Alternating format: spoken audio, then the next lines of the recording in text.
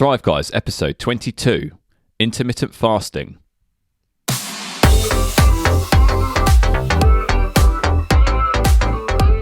How does it feel to be very, very close to, to moving, to being gone, to being in a different place? How does that feel?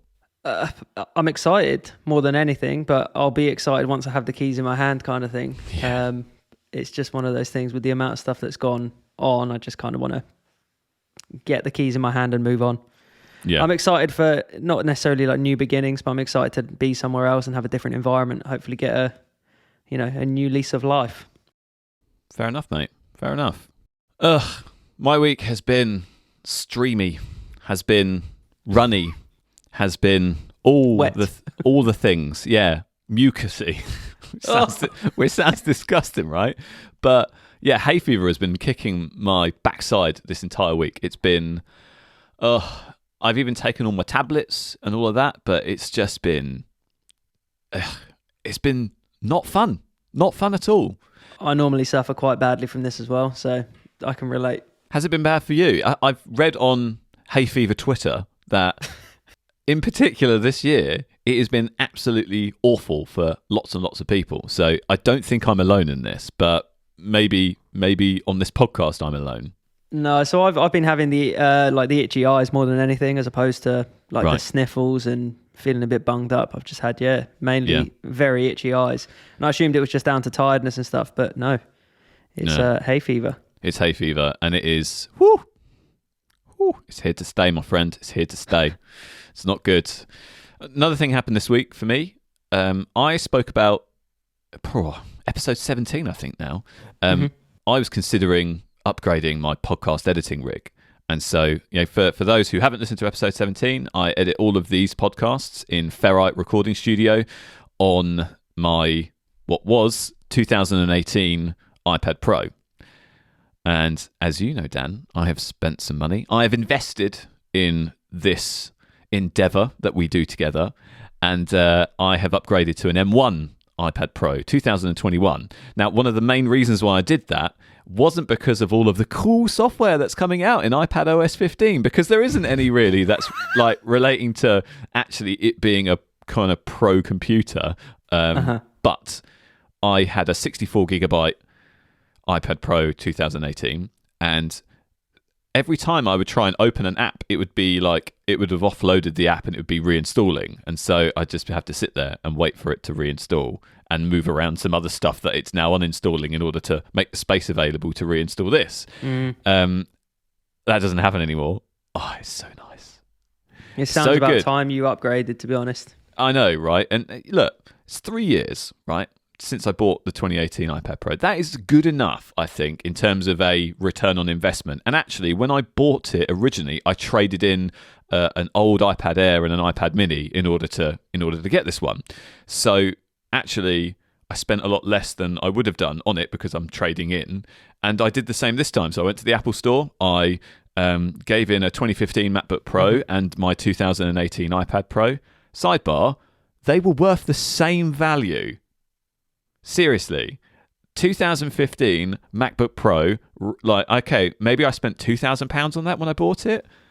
That was worth £340. No, sorry, that was worth £310. The iPad bad, Pro, really?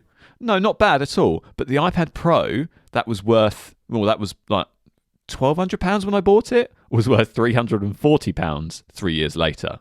That's bananas, right? In terms of like it's the delta between how the two have sort of degraded over time, in terms of value and stuff. That's So that's it's about as exciting as it can get over here, over in the land of Joe. So yeah. But my book's been good. It's been good. Shall we do Win of the Week? Let's do it.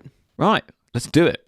So Win of the Week is a segment at the top of each show where we get to share something that's happened that we'd like to celebrate, just to make sure that we start our conversation on a positive note. So we post a reminder on all of our platforms every Friday, so if you'd like to share your Win of the Week with us, tag us in your post on Twitter or on Instagram at ThriveGuysPod or with the hashtag Win of the Week. So Dan, why don't you kick us off this week with your Win of the Week? My win is do you know what? I don't believe my own win, to be honest. I've put that my win is keeping a cool head when it came to moving house, Okay. which I have been this week, but we've had many a conversation where it has been tumultuous. So my win is that I'm trying to be as relaxed as possible in the sea of problems. You know, it's kind of easy to fly off the handle about these things when you're just waiting on certain processes to go ahead. Yeah, and for sure. You always have this kind of feeling looming over you that it can go catastrophically wrong, because it's like the whole thing where in the UK, I don't know if it's like this in other places, but if you've put in an offer on a house and you've started doing the documentation and all that sort of good stuff, you can still pull out until the contracts have exchanged. So even if you spent thousands on like insurance and, you know, getting your solicitors sorted and stuff like that and sending and receiving papers, the buyer can just literally be like, nah, it's all right. Or the seller who you're buying the house from can just be like, no, you're all right. Yeah, they can just be like, all that, don't fancy it, actually. Don't fancy it. Yeah, they feel like they can make a bit more money in a couple of months selling it then. It's like... It's wild, so isn't it? You know, that's the thing that kind of bothers me, is that you just want to get stuff moving. And yeah, it's been a win that I've kind of sat there and tried to be a bit calmer about it. And also I've been trying to make more engaging content for our viewers/listeners, which is what we're trying today as well in terms of filming it. I think that's been a win for both of us. Yeah, well, I mean, it's working now. I think for a time, maybe if you were speaking to us 20 minutes ago, it may not have been a win, but we got it working. We got it done. But this is the new me, is keeping a cool head, Joe. Yeah, it's a good thing to do, mate. Zen. Look, some things like this are just outside of your control, right? So you just have to woosah, to quote, what is it? I think it's Bad Boys. Yeah. Nah, surely it's not. It's that film with Paul Rudd. Woosah. No, it's Bad Boys. It's woosah where they kind of rub their ears. I don't know. It doesn't matter. It doesn't matter where things are from. You know, I make loads of obscure references, and you know that's some foreshadowing. That's some foreshadowing for later on. But yeah, it's you know, now you can see us. You can see me talking, and I'm looking at the camera. And I probably won't do a lot of looking at the camera because we've got loads of notes in front of us that that we use to talk. But we want to expand our repertoire of things that we do and things that that we kind of engage with you guys with. And so, you know, if it's good, then it's good. If it's bad, then we'll stop doing it. So yeah. Good. What's your win? Talk to me. Talk to you. Okay. Well, Dan, I got 2 wins this week. Typical Joe. 2 wins. They call me Joe 2-Win Page. That's how I'm known in you know where I was growing up. Circles. Yeah. So my first win is a climbing win. Actually, I don't usually win when it comes to climbing, but this week I'm dead chuffed with myself. I paper pushed. Arms, yeah. Old spaghetti arms, right? I pushed to a new plateau in climbing this week, I would say. There's this kind of thing that some climbing problems have where you start at the bottom and then there's a bit where you basically have to jump from where you are to the next hold, and there's no other way to get there. You can't like stretch even if you're 6'5". You have to just jump it. Yeah, I'm detailing my wingspan just on camera at the moment. So if we put this online, you can see that I've got extremely long arms, so I benefit quite a lot from climbing. Yeah, you do. Unfortunately, I can't see you because of the technical problems that we've been having. But if I do mine are so big, they go off screen. Amazing, right? Essentially, I've never done a jump before, okay? I've never done that before. And there was this old problem that you and I overlooked when we were climbing because, we were a little bit rusty kind of coming back into the swing of things after lockdown 3. And, we were kind of... we weren't really up for it. We weren't really up for doing a jump and kind of looking a bit foolish because we failed. And so we had kind of tried it a couple of times. We'd kind of, given it lip service, I would call it, right? And, well, I would say that I was giving it lip service. I thought I was committing to it. But, if I'm really honest with me and with you now, Dan, I was jumping, knowing that I wasn't going to make it, but I was kind of going through the motions of going, oh, I'll just reach for it. Oh, I missed it. Oh, damn it. Well, at least I tried. And the reality was that I knew that I was never going to get there. But the time that I did it, I don't know, I looked at it a different way. I had this belief before, just this kind of intrinsic belief that I couldn't do it. I haven't done this before. There's no way that I can jump from where I am to hit in that hold. And if I do get there, how am I going to have the strength to grab on and hold on and keep from falling off? Yeah. It feels impossible as well when you look at it from afar. It looks definitely manageable. Yeah. And that's the thing. You're like, as a rational person, you look at it and you go, I could make that. Yeah. And then you get on the wall and you're like, hang on a minute, that is extremely far. That is basically I'm not making it up that wall. I need to hail a cab in order to get from where I am to there. Yeah, exactly. Get on a bus or something.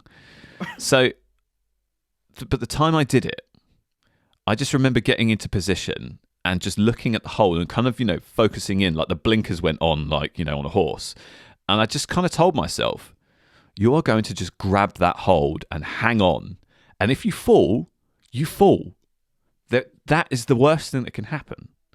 And then it was that time where I jumped for it and did it. And it was a different mindset to all of the times where I'd kind of just played at it. Do you know what I mean? I just kind of went, I fell. Ooh. I was playing at it, right? Yeah, but that time I was like, no, I'm going to do this. To be fair, I thought this was all just the competitive edge because I managed to do it just by sheer luck.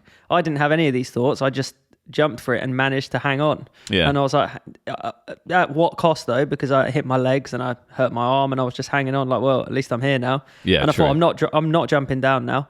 And then after that, you were just like, right, I'm on it. It's like that guy that everyone used to say you couldn't run a mile in under a minute. And then after one person done it, everyone came out of the woodwork and was like, yeah, I could do it now. Yeah, that's true. Now that I know it's possible. Yeah, now you know it's possible, you can kind of, I guess you're right. I never really thought about it like that. Or you see someone and you're like, well, they've done it now, so it's definitely possible. Whereas before you're a bit like, that's not possible. I can't get up there. Yeah. I can't even see it. But once you kind of see it, you're like, actually, he didn't fall and crack his ankle or his wrist or snap in half. Like, yeah, true.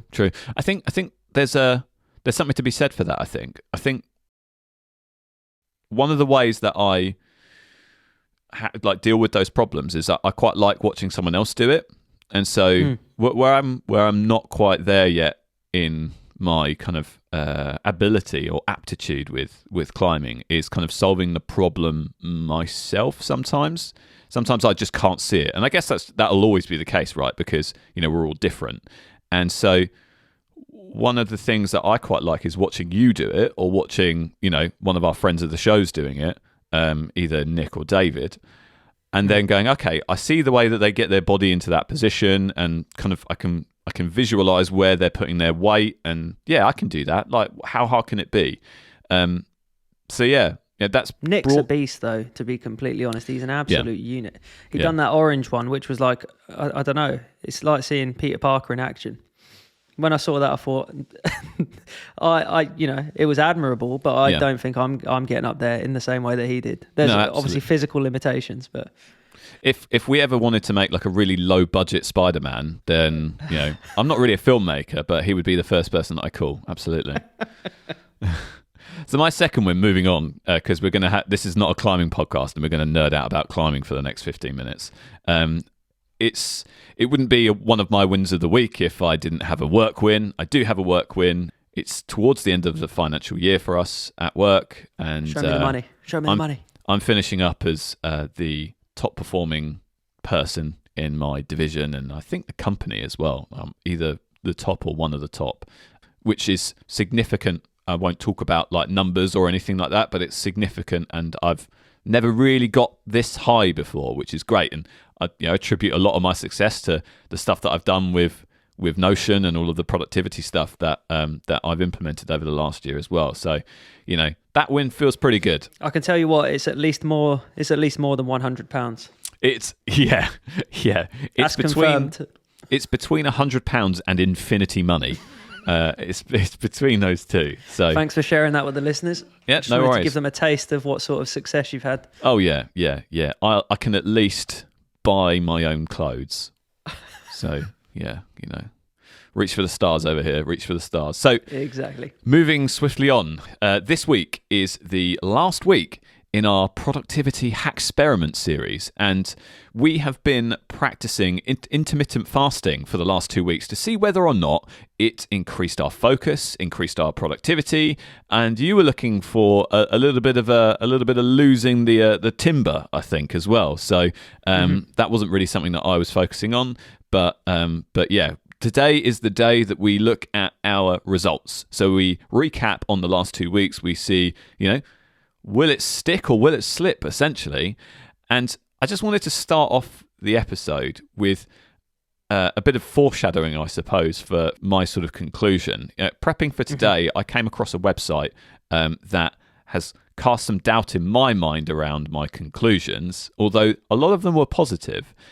But what it is saying, and I'll leave a link to the actual article in the show notes, it's from pacificneuroscienceinstitute.org. Really catchy name there. Essentially what it's saying is intermittent fasting will do what we think it's going to do, but we need much, much more time in order to actually feel some of those benefits. So I'll read the quote that really kind of resonated with me and made me think, oh, okay, well, maybe I should crack on, keep going with this to see what's going to happen. So the quote is, recent research and clinical trials suggest that sustained fasting regimens maintained over months or even years may also improve memory along with executive function and overall cognition. So my memory is terrible. So if I keep cracking on doing this, I might actually remember to get dressed every morning and to take the bins out or whatever it might be. So I'm very excited for that. If I do end up continuing we love talking about the bloody bins on this show. Productivity is all about doing the bins, Dan. Come on, you know this. Step one, isn't it, in the final journey? Step one, make sure you do the bins. That's the one thing we didn't want to lose. That's the one thing you can't forget. I bet people listening to this know that we get absolutely battered by the girlfriends for not taking out the bins. That's why we started podcast in the beginning. Pretty much. Accountability. Yeah. One of the things that was a great source of anxiety for me was forgetting to do the bins and then being the last person on the street to get the bins out. Everyone else is getting them out on a Monday night. It's the green bin, it's the black bin, it's, whatever. And I'm there going, well, I haven't even put the recycling in the bin yet. How am I supposed to get the bin out before everyone else if I don't even know what bin day it is? Is it the black bin day? Is it the green bin day? There's, it's a whole spaghetti junction of things to figure out, and that's why I buy Notion. That's why I subscribe every month. That's the value. Exactly. Anyway, moving swiftly on to this really long, overly laboured joke. With all of that in mind, we probably need to look at this a longer term. But I'm quite keen to talk about your process. So, what did you do when it came to intermittent fasting? And I'll kind of then explain what I did, and then we'll kind of tick-tock in terms of your good, my good, your bad, my bad, and then we wrap up with our overall thoughts for this whole mess that we've gotten ourselves into. And then we can signpost what we're going to do kind of going forward as well. So yeah, let's do it. Cool. So I learned that the D in Dan actually stands for discipline. Because I learned a lot about being disciplined, which was probably my main takeaway from it. I learned also to not watch any cooking shows when you're fasting at all. Oh yeah. Don't look at food. Try to stay away from the internet. You don't want to see any sort of snack food. So my process, I fasted on average 19 hours each day. But I did go for the 24-hour fast, which was probably a bit harder than the standard 16-8 that we were discussing. Yeah. During the fast, I only had black coffee and water. Right, okay. And I think this was like a key point to staving off the hunger in terms of I didn't snack at all. I didn't break my fast early because I was hungry. I lasted however long I did. I would always do the 16 hours, but then sometimes I'll just be like, I can add an extra hour on top, and then it ends up being 19 hours, 20 hours. Yeah, definitely. And I felt good about, I felt okay throughout the whole experiment, and it didn't seem like a bother to kind of continue. The first days were a bit rough, but yeah, from a process perspective, it was just the black coffee and water that kind of kept it at bay. Yeah, no, absolutely. I think water really helped. If I ever kind of was thinking about reaching for a bicky, reaching for a biscuit, reaching for a little crispy crisp, then I would fill up the old canteen and then be like, well, I'm just going to have some delicious, tasty water instead. Oh, what a wonderful world I live in. It is a nice feeling to feel that water kind of go into your stomach, though, and and fill you up, like which you don't normally get if you've eaten and you're snacking and stuff like that. No, that's true. It was yeah. I mean, I echo exactly your sentiment really there. I on average fasted for 17 hours each day, and I had roughly a 7-hour window that I would eat, and that was natural, right? I never got to the point where I would have to rush eating to start the fast in order to kind of hit the 8 hours or whatever. And equally, it was very rare that I would get to the 16 hours and then be like, oh my God, I need something. I never really quite got there, which is good, I think. I think that's like, it shows that maybe it wasn't hard enough and I should probably go for longer and start, tweaking the times a little bit so it is a little uncomfortable. I'm not really sure, but during the fast, like you, kind of like you, I had only water and coffee. But I did cheat a little bit. Well, did I cheat? By having a little bit of milk in my coffee. I've read that actually, if it's under 30 calories, then it's not gonna kickstart anything. Did you put this on the Thrive Guys website and now you're quoting it? Yeah. ThriveGuys.io/intermittent fasting says that if you have a little bit of milk in a biscuit, that doesn't count as... No, I never had any food, but I did have almond milk, which is... I think it must have worked out like single-digit calories, the amount of milk I had. So if anyone thinks that I cheated, that's fine. Go live your life. Don't care. This is how I did it. Oh, no, I'd actually like them to write into the show and have a proper attack on you, to be honest. I get great joy out of that. Yeah, fair enough. Okay. Yeah, please write to recyclingbin@thriveguys.io. There you go. That's my email address. And I tracked it like you with Zero, the app. And that was really good. Really nice experience. Nicely made app. Did everything really I wanted it to. And yeah, it is really cool. And it was, it sent me the notifications when I needed them. And yeah, pretty good. Yeah. I didn't use any of like the coaching stuff. I think I watched one video and it was just a bit woofy. I was just like, oh, come on, man. Like, I don't need the Kool-Aid, passed to me and saying, intermittent fasting is the best thing since sliced bread.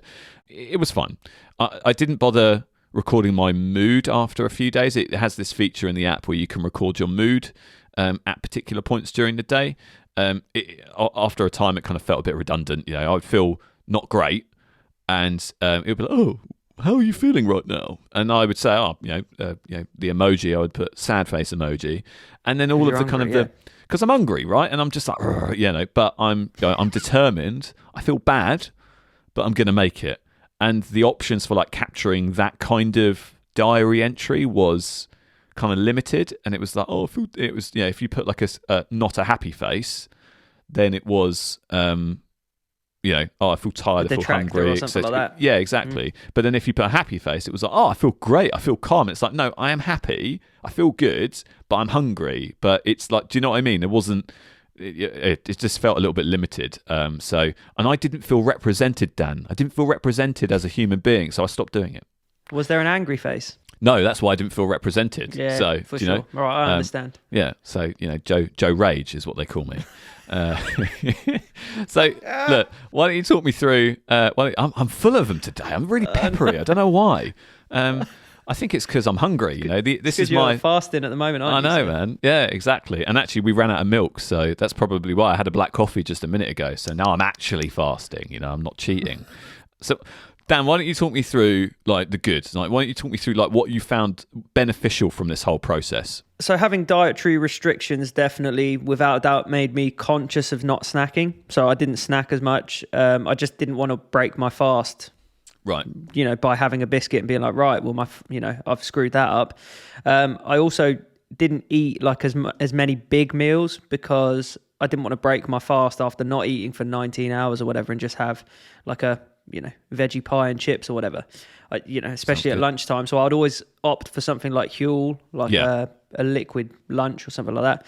I'm conscious about using the term liquid lunch because that used to be the term for pints at a pub.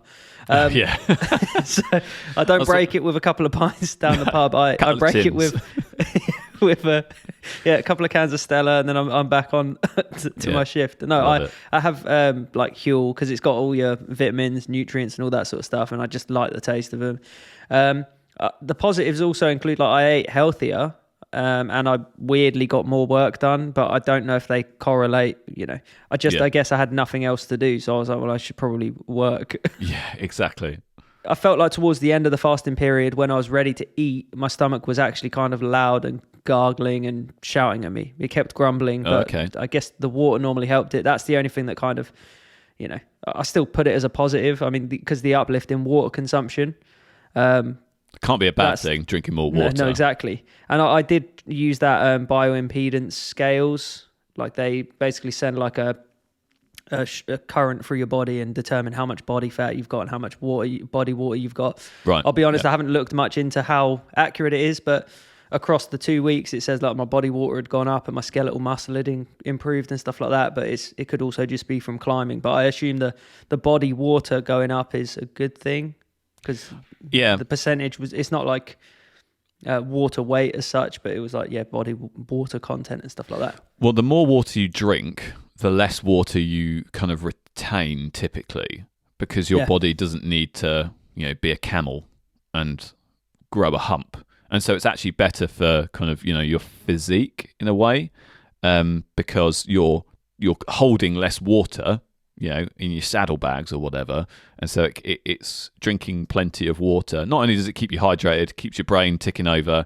as I understand it, it's better for kind of your physique as well. So there you go.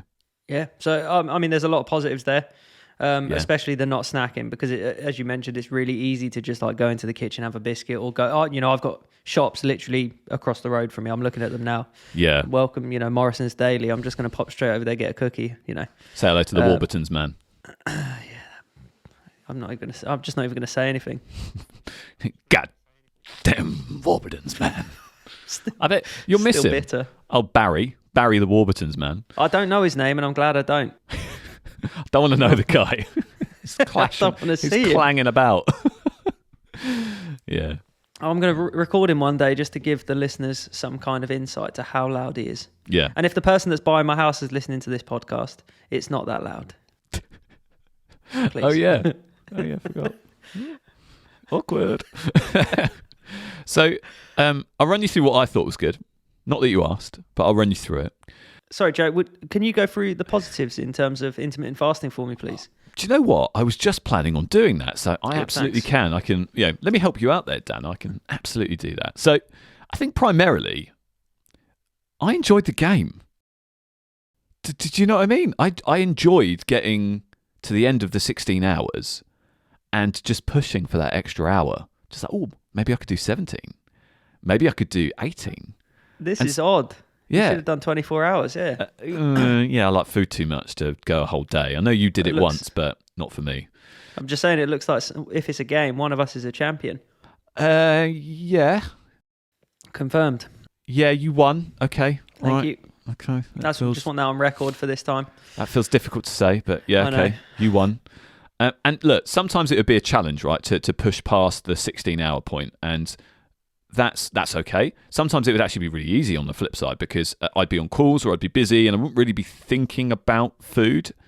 And I think the time where I wouldn't be thinking about it would be right at the end of that kind of 17 and a half hour piece. I'd be thinking about food quite a lot at like 10, 11 hours. Or like, whenever I'm kind of at my desk at like 9:30, 10, because I've kind of, done my boot up routine. I've started a couple of things. I've ticked a couple of things off the list, and it's like, I might reward myself with a bit of a biscuit. But I didn't do that, and that was quite good. And it stopped me. It stopped me snacking, and that's think what you've shared as well, and that's great. Yeah, I think that's cool, because I never have healthy snacks, right? I never have an apple, and I never have a banana. I go, I'm going to have a bag of crisps at like 8:30, like a psychopath, well, like we all actually want. Schneiders of Hanover pretzels, some Schneiders of Hanover. Discontinued. Do you know, well, yeah. Please reach out. I think they might have been removed from stores in the Tesco and Sainsbury's near where I live.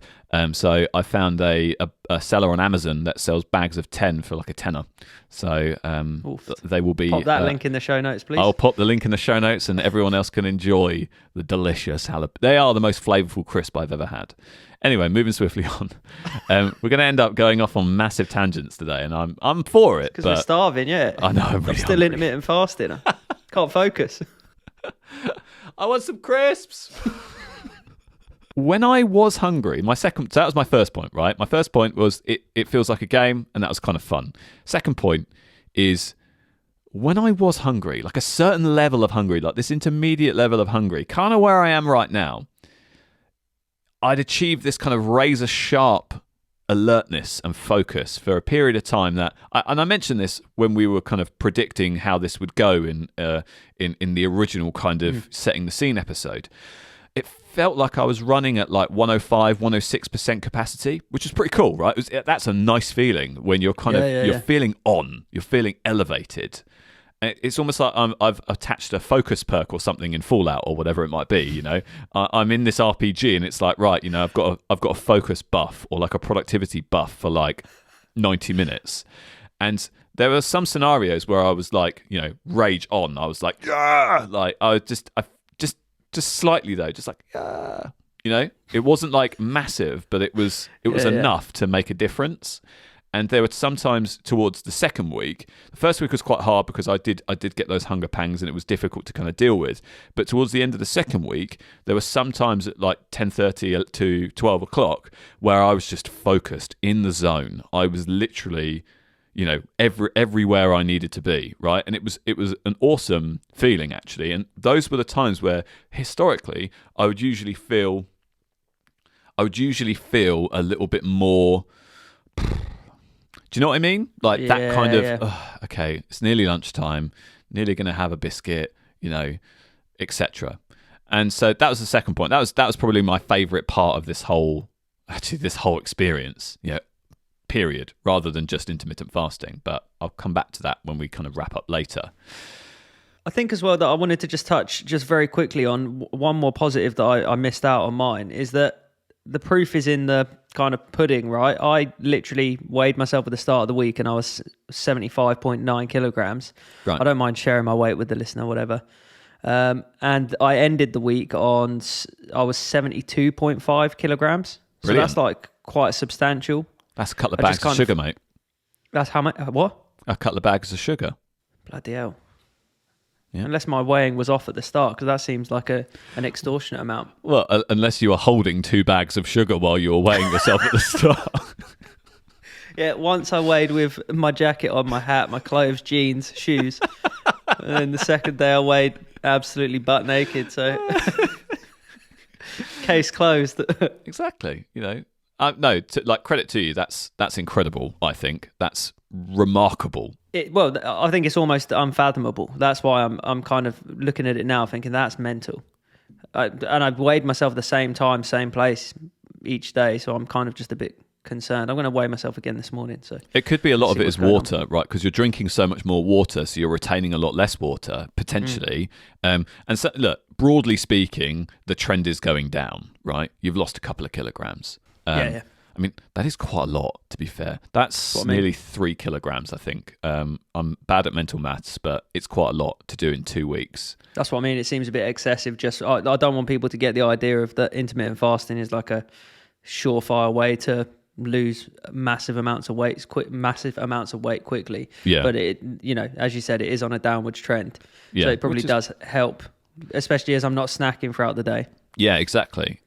Like, I think, you know, unless you lost a foot or something like that, you know, at least it's going in the right direction. So yeah, you're absolutely right. That's kind of a fundamental positive for yourself, mate, because that was something that you were hoping to achieve off the back of the 2 weeks. So long may that continue. Not hopefully at the same rate, because that's crazy. You might have to go to the doctor, see if you've got a worm or something like that in you.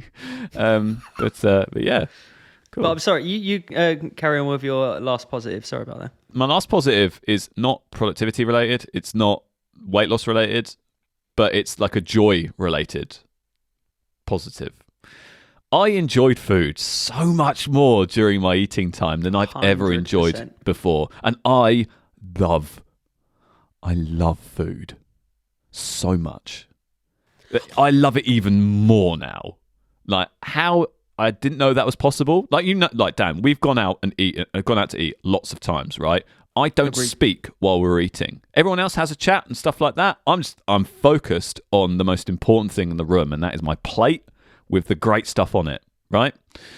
And it was elevated so much more. Like, I just love food. Like, more so in the evenings where I have like the really nice dinner, because at lunchtime I'll eat the Huel hot and savoury stuff, which I'm about to bounce off, actually. I'm a little bit bored of it now, and I'm going to be moving on to those ready-made ones that you use, the ready-made shakes. I'm keen to try those out.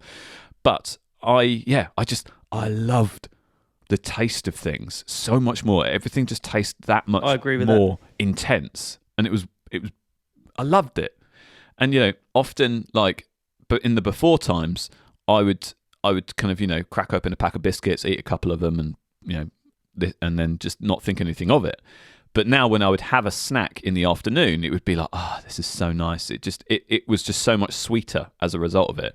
And one of the kind of 3.5 benefits was I snacked a lot less, significantly less than I did, even in my snacking time, right? Even in my kind of afternoon eating time, I would often crack open a pack of biscuits at 10:30 with a cup of coffee, and end up 4 biscuits in. And I would be.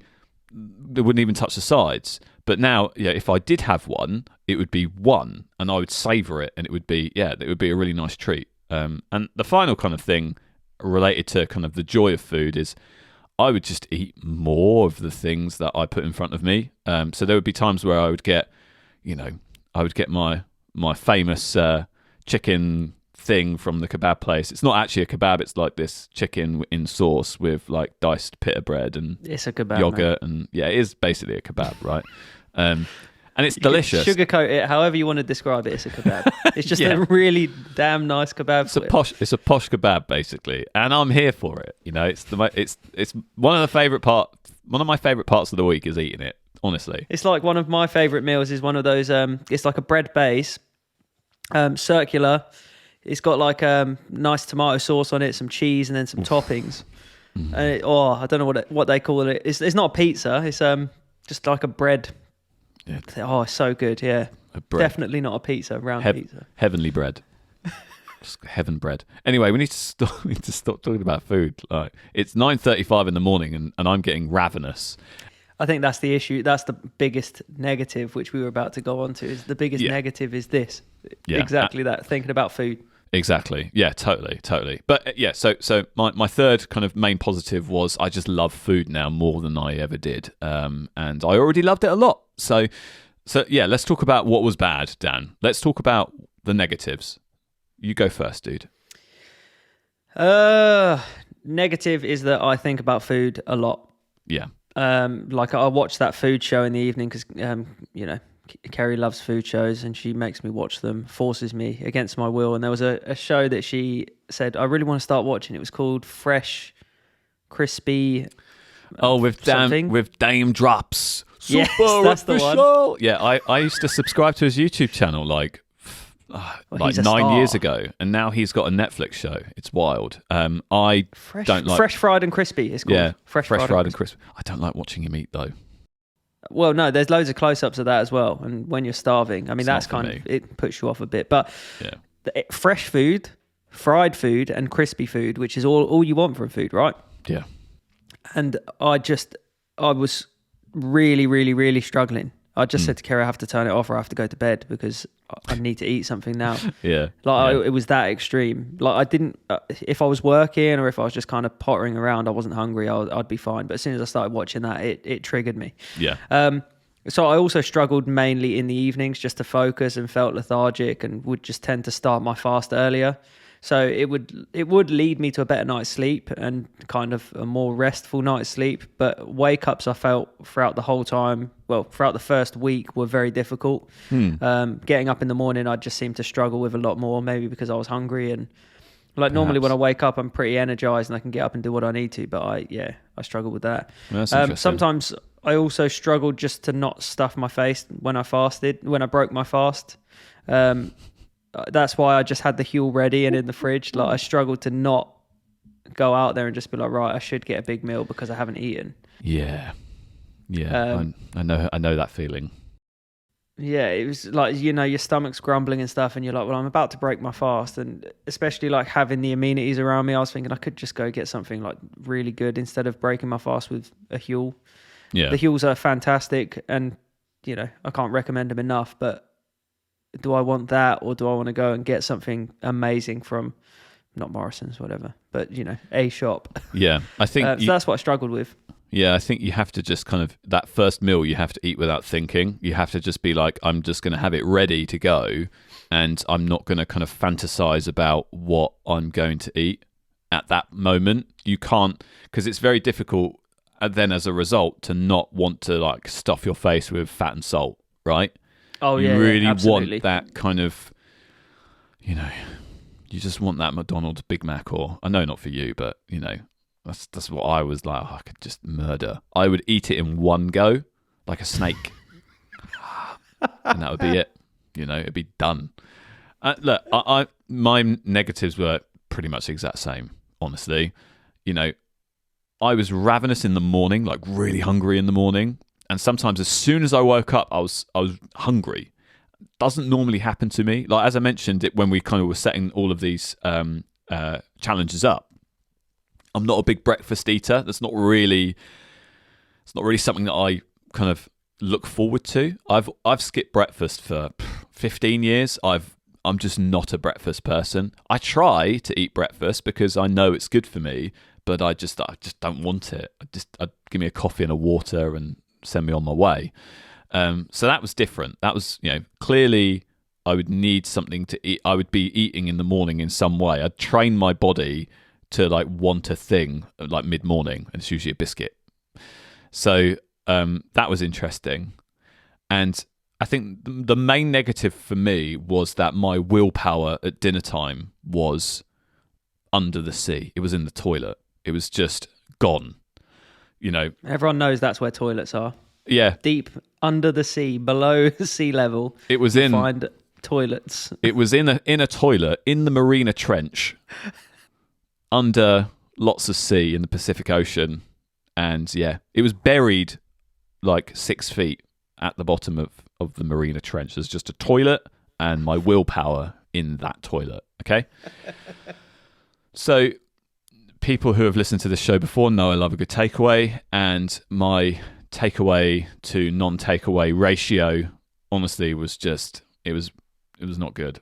And it wasn't helped by the fact that we can now go out into the world and do things, and so, you know, I've been going out to eat more as well as a result of that, and that all kind of happened around this sort of time, and so that didn't necessarily help the situation. However, even though I had an uncontrollable urge for fat and salt, you know, I guess that was because I wasn't getting everything I needed through the day. But at lunchtime was my good meal, and it was always good. It was always consistent. It was always nutritious. I would get an apple, and I would get the hot and savory Huel. I'd mix it up every day with a different flavor, and that would be my lunch, and I would never deviate from that, right? And I would very rarely eat the snacks that, you know, we reduced our kind of weekly purchase of snacks as well.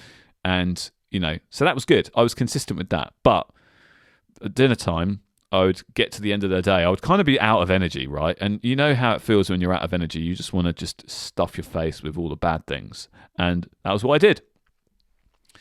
So the third bad thing that I experienced, I found it interesting and quite surprising, actually, that you said you had better sleep as a result of this. I found sleep much more tough on some of the nights, but I do think actually that was largely down to the heat, because it's been we had a scorcher, didn't we? It's been very hot here in the UK over the last kind of couple of weeks, and so that's been really difficult, and I've struggled with sleep quite a lot as a result. But when the heat kind of dissipated over the last couple of days, I am sleeping a lot better now, and because I'm eating probably slightly earlier than I would normally, because I am a little bit conscious that I've only got a certain amount of time to eat. My food is digested, I guess, more by the time I go to bed, and it's I do get off to sleep more quickly than I would do normally, and I would get up at a more consistent time as well, which, by the way, is still 5:30. That hasn't changed. Not because I've set my alarm at 5:30. My alarm is at 6:30. But no. My scumbag body is like, you've committed now. You want to get up at 5:30 every day. That's what you want to do. So that's what I'm going to make you do. Even if you go to bed at 10, you're going to get up at 5:30. And what we're actually going to do is we're going to remind you at 4:30 that you want to get up at 5:30 by waking you up. So that's the thing we're going to do now. So that's been interesting. Yeah, I know. Yeah, what can you do? I thought you were just still getting up that early because of the Hacksperiment tracker, but I have no choice now. Yeah, you've changed your whole body chemistry. You're up. It's now, it will pay me in good stead. We've been climbing 3 times this last week, and that's been great. So I'm not overly complaining. It's it is what it is. Yeah, I think it's the same for me though. I'm up at that time, and it's like, well, what else am I going to do? That's why I try and go climbing at least a couple of times a week, because I'm up definitely. Anyway. Just do it. Might as well use that time. Yeah, exactly. And I've still got some editing done as a result of that and whatnot. So it's been fine. I'm not overly upset about it, but Kaylee definitely is. Kaylee definitely thought that it was going to be a 2-week thing, and then we'd go back to normal, and it's not. And how wrong was she? How wrong was she? How wrong was Our I? lives were changed forever. Yeah, I had no idea that was going to happen. So, and my final point on this, and I don't know if it's related or not, right? I don't know. But I'm a little bit grumpier sometimes than I usually am. I usually have a pretty okay kind of baseline, but I have been a little bit more than normal. I echo this. I've noticed it with myself as well. Yeah. So I'm glad you kind of brought that up. A little bit more short-tempered, actually. I don't ever blow up or anything like that. But I do feel a little bit more. Yeah, I don't know. It's a strange. I just feel a little bit more. That's the best way I can describe it. Lean into the negatives a bit more. A little, yeah. And I'm not usually that kind of guy, so that's been kind of interesting. I've managed to avoid the hangry state, which would be catastrophic to my productivity and also all of my interpersonal relationships as well. Believe you me, Dan, you do not want to be in a meeting with me when I'm hangry. It's bad. I had one meeting once where I hadn't eaten all day, and the meeting was at 2 p.m. and it was something that happened. I can't recall all the details. Of a bloody sitcom. I know, right? And my colleague who was in the meeting with me kind of had to take over. This was a long time ago when I was a little bit more kind of a little bit greener when it comes to managing my chimp, my emotions in difficult meetings. That was interesting. But it is what it is. And old Joe started making a return. Old hungry Joe. Not quite this time, which is good. So I didn't quite get hangry. But I guess I was close. I guess I kind of got pre-hangry. I don't know. It just felt a little bit grumpier than normal. So I'm going to keep an eye on that and see if that happens kind of longer term. Now, speaking longer term, are we going to do this going forward? Are we going to stop and just go back to eating delicious breakfasts? Or are we actually going to continue with the 16/8 intermittent fasting ad infinitum? Dan, what's your take on that? 100% yes. The end. I have no further thoughts. I'm definitely sticking with it. I feel better for it, other than the grumpiness. I'm glad I asked the question. I think will subside. I think 100% I'm going to stick with it. Look, I managed to lose weight factually, so that's great. But it wasn't the sole reason for doing it. I wasn't like I want to lose weight. It was like it's just a byproduct of doing it. So, I mean, that part's great. And the restriction on the times that I can eat means I eat, more sensibly. And it's actually given me more energy in the mornings. Yeah. Actually, the key point that you mentioned is the excitement to eat again. Yeah. Like, I'm not just eating for the sake of it. It's like giving myself back that little bit of joy. So yeah, I'm definitely going to do it. Yeah. The delight of eating again. What about yourself? Yeah, I like it. I'm going to as well. I'm absolutely going to. Absolutely. 100%. Good. Outside of the productivity kind of component of this, it is a good way to keep some control over your snacking and caloric intake. Like, for sure. Because you're reducing the amount of time that you're eating. Therefore, you could physically eat the same amount in 8 hours that you could in kind of 12 or 13, but you're less likely to, because you know that you're doing something for yourself, and therefore I don't know whether it's just me or whether this is a thing for everybody, but it just feels like there's a bit of a sense of responsibility not to completely ruin it for yourself. Do you see what I mean? No, agree. So, you can still get heavier on this kind of piece by stuffing your face, and that's fine. But I found that aside from the occasional big dinner, the occasional big old tray of food, I still stuck to my normal portions, and I'm still a lean bean. So, that's fine. I try not to think about weight because I don't need to. But, I don't want to get big. So actually, this is quite a nice way to kind of maintain, I suppose, especially as I get older and things start to grow out rather than up. And finally, I really like the focus perk when it procs as well. So that little 105, 106% buff, I'll take that. Happy days, So yeah, I think this will be the one that I carry on, longer term. We'll see. We'll see tomorrow whether I get a big old fry up. So, time will tell, Dan. Time will tell. So I think it would be nice, because we're at the end of our journey here, Mr. Short, if we just kind of go through some of our final thoughts around this whole productivity hack experiment. It's been a wild ride. Who'd have thought we'd be here? Not me. So, Dan, why don't you kick us off with this? What are your final thoughts on this whole process? What have you got from the last 8 weeks that we've been putting our bodies through physical and mental anguish? So let's recap. We done cold showers for 2 weeks. We done 4:30 a.m. starts for quote 2 weeks. We done meditation, and now we've just finished in intermittent fasting. The four Those things are the we four. were doing, right? Yep, the 4 horsemen of the apocalypse. Yes. Yeah, exactly. So cold showers, I think they're definitely worth doing if you're under pressure and you're wanting to feel more mentally agile, or like you need to do something. Case in point, if I wake up in the morning, I'm like, I kind of want to go climbing, but I feel a bit crap. Or maybe I'll text Joe and say, let's just go tomorrow instead. Whatever. If I wake up and feel like that, cold shower. Or, warm shower, get myself prepped, and then just smash it straight to cold. Bam, I'm ready to go. Like it gives you that boost that you need. 4:30 a.m. starts. This is not for the faint-hearted at all. If you run a business and you have, let's say, employees that can do a lot of the bulk work for you, then getting up at that time to plan in silence and, in peace, fine, because you can do that, and then you can finish at 2:00 in the afternoon or whatever, because it's your business. But if you work a normal 9-to-5 job, no, it's not sustainable. You cannot do it. And if you do, that's fine, whatever.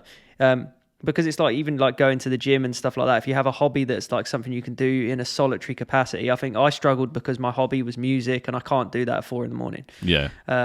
But yeah, if you're up and exercising and you can go out and get active, by all means, give it a try. But if you're working a normal job, towards the end of the day, I feel like it's a really bad struggle, and it impacts your work massively. Meditation, if you can find the time to slow down for a few minutes each day, just get on and do it. Absolutely crack on. It's really good for your mental health. That's a given. I felt so much more at peace whilst I was doing it. The issue I had is that I felt that I didn't have the time to stop and do it. It's quite hard, and if you don't have a space to do it, it's probably it's probably a very difficult thing to kind of get into. So if you had like a decent meditation space or like a room that you could go to, definitely it's well worth it. Intermittent fasting, factually, I've managed to lose weight. That's a given. Even if it's only half a kg, the downwards trend is factual. So, yeah, no, agreed. And you lost like 5 kg or whatever it was, 3 bags of sugar. 3, I think. Yeah, a big old bag of sugar, big old bag of flour. Yeah. And the restriction times on when I can actually eat kind of improved the way I thought about food and what I actually wanted to eat as opposed to just eating for the sake of it. So, yeah, of all 4, I've taken forward cold showers, but only in, let's say, emergencies. The 4:30 a.m. starts, I've moved to 5:30 a.m. and I'm sticking with that. Okay. Meditation, which is the one I thought I'd get most value out of, I haven't stuck with.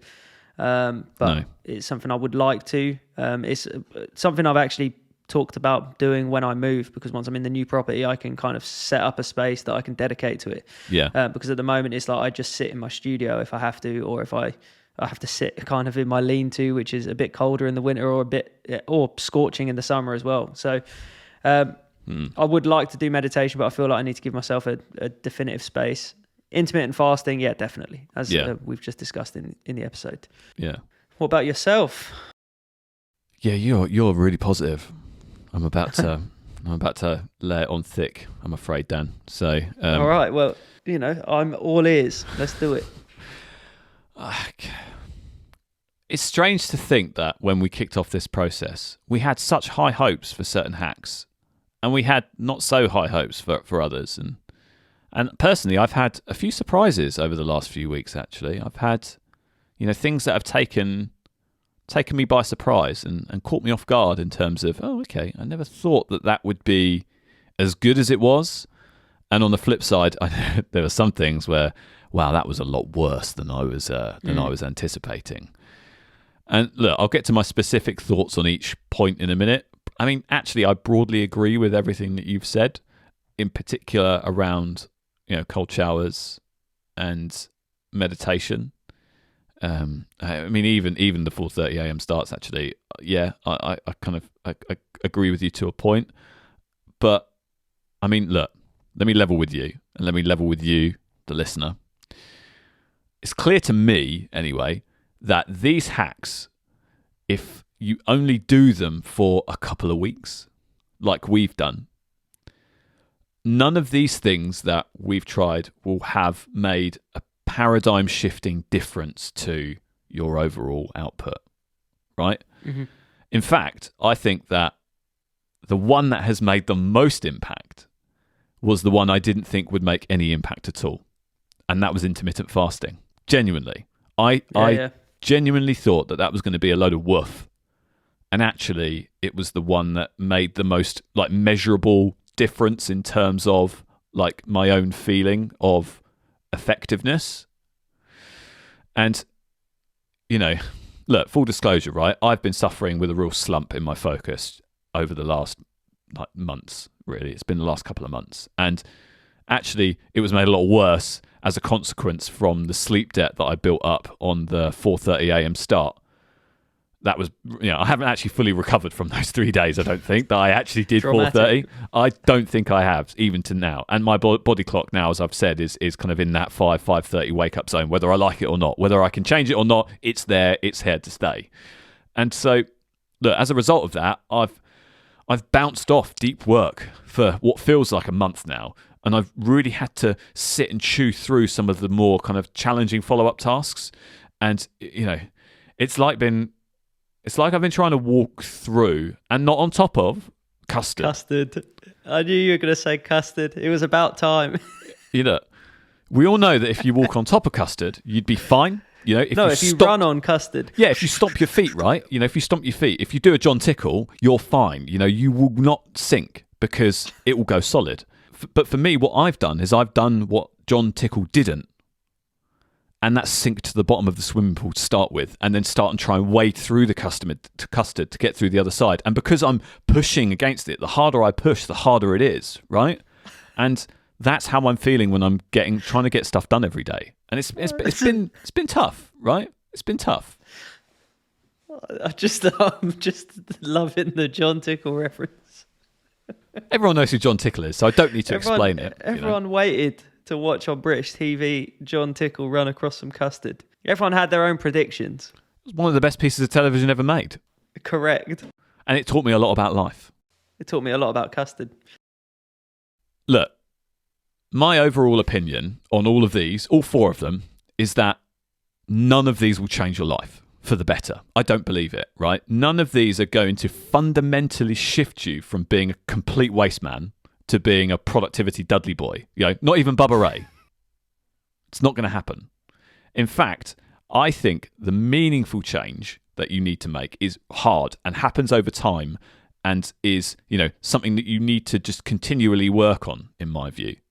But that's what it's all about, isn't it? Yeah. None of these quick fixes work. None of these quick fixes are actually quick fixes. You know, they're things that might help. They're tactics that might kind of better support what you're trying to do over time. Get that. Makes perfect sense. But they're not going to be fundamentally, you know, changing your output, right? The stuff that will change your output is things like putting a system in place that speaks to your brain in the way that it wants to work and sticking with that system over time to make sure that you make the most of the days and make sure that those days are the best days that they can be each and every day. You know, you have to take a step back and ask yourself, what does being more productive actually mean to me? And then focus on those components that are at odds with your current sort of way of working. You know, that is the meaningful change, in my opinion. You know, like, you know, it may be that your productivity to you may be that it's crushing it every day and you're Gary Ving everything in your life and being like, oh, I'm going to do this. I'm going to get up at 4:30 and I'm going to work for 25 hours and then I'm going to, you know, sleep upside down in a hammock or whatever it might be. I don't know. I don't watch him, but that's not really my philosophy. But if that's yours, that's cool, right? You crack on. You go and evaluate what you're doing right now. And if you're not doing what you should be doing, go and do the thing you should be doing, right? If that means you have to get up at 4:30 in the morning, that's cool. You crack on. For me, though, and I think for you as well, Dan, right? I think we're on the same page here. It's about two things. It's about intentionality and balance. So intentionality is doing what I've said I'm going to do and being accountable for the outcome of that thing. It's that simple. So if I say, I'm going to do this thing today, I will do that thing today. That is my intention. And whilst life might get in the way, I'll always strive to achieve what I've intended to do that day. And if I just do that every single day, I will get where I want to be. Do you see what I mean? And I think you agree as well. Yeah, marginal gains. Yes. Nice bit of foreshadowing. We'll get back to that. So that's the first thing is being intentional with your time. And the second thing is about balance. And I actually think that balance is the core to all of this. And it's something that I've only actually really learned recently. You know, there is no point working all of your life and never taking the time to enjoy the fruits of your labor. You know, I want to work smarter and automate where I can and be effective at what I do so I can spend less time working, you know, spend less time cranking widgets, right? I'm not the kind of person who sits there in the evening and bashes out emails until the early hours, right? I'm currently very fortunate that the system that I've deployed lets me get everything I need to get done during the workday in the daytime, right? You know, as I said in episode 14, you have to go away to come back. And at the time I was referring to having a holiday, but that actually also applies to downtime in the evening. You need to go away in a micro sense rather than as well as a macro sense in order to come back and be effective. You know, if you're just working non-stop all week and then maybe a little bit at the weekend as well, the quality of your output is going to suffer massively. You know, you can't maintain quality and quantity indefinitely. One of those two things has to give. And I always think that quantity will always have to give way to quality because there's no point in doing lots of crap stuff. You need to do a few excellent things and be excellent at them. And, you know, that's my little TED talk. That is the way. This is how it's all made me feel over, you know, kind of reflecting on the last 8 weeks. This is kind of the conclusion that I've come to. So it's a long time to be doing these experiments as well when you actually look back. And I think that's something to be proud of. Agreed. Sticking with these things. I mean, other than the 4:30 a.m. starts, we had to kind of pull the plug on because we did the right thing there. Yeah, because of the impact of work. But I got huge amounts of value out of all of these things. But you're right, you can't just do 2 weeks of something and expect your life to change indefinitely, and that's kind of it. I fasted for 2 weeks. Now I'm, Brad Pitt in Fight Club. Yeah, exactly. Ripped.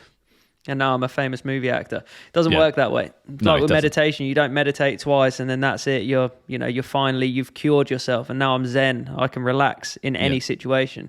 It's about practicing these things every day and practicing for a longer amount of time, and kind of engulfing your life in those sort of things, and just Yeah. I can't think of a good word to kind of Make them part of your identity. Make Yeah, the things yeah. that are valuable to you part of your identity. But I think crucially, Dan, right? I think crucially, if you don't have the foundations in the right place, if you don't know what makes you tick and what makes you, get excited about doing more, all of these ancillary, getting up at 4:30, meditating and doing, intermittent fasting and jumping in a cold shower, is going to be just kind of fluff around the edges if you don't kind of, get the core stuff, the values and the principles, right? As we talked about, the values and the pillars, that we talked about. If you don't get that right, then you're always going to be kind of, I don't know, there's always going to be friction, I think. It's about asking yourself why in any of these situations. Why? Like, why meditate? Yeah. Why get up at 4:30? If you're going to get up at 4:30 a.m., what are you going to do with that time? Yeah. What's the point in making yourself suffer? Why are you fasting? Is it because you snack? Why are you having a cold shower? Is it because you've got stuff to do? Is it because you feel that it's going to motivate you to do something? Is it because you want to increase your discipline? And I think that's what we've been quite good at defining in the start in terms of why we want to do this. Yeah. And having a whole episode dedicated to that has really helped in terms of shape the way this has progressed, because we knew what value we wanted to get out of it. Whether we did or not was secondary. Yeah. But you got to ask yourself why you're doing it, to give you that purpose to actually follow through with it. Like in all of these, in each of these 2 week segments, I've not had a point where I'm like, I'm just not going to do it today. It's just not happening. Like sometimes I won't fill in the tracker because I'm busy, but I've never at any point just gone like, do you know what? Today I'm just not going to meditate, or today I'm not going to stick with intermittent fasting. I'm just going to have a pack of digestives first thing in the morning. Eat a family pack.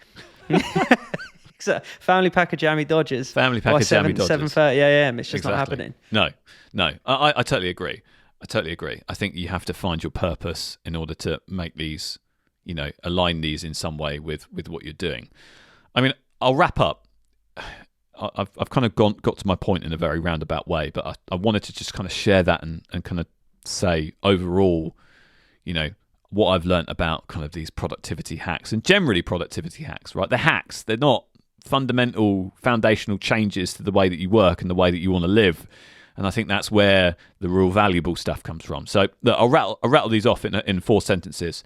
Cold showers, broadly pointless. Wim Hof is a genius for making a few quid selling this snake oil, so fair play to him. But I do agree with you that they have like a value, but the value isn't worth jumping in a cold shower, in my opinion. That's just me.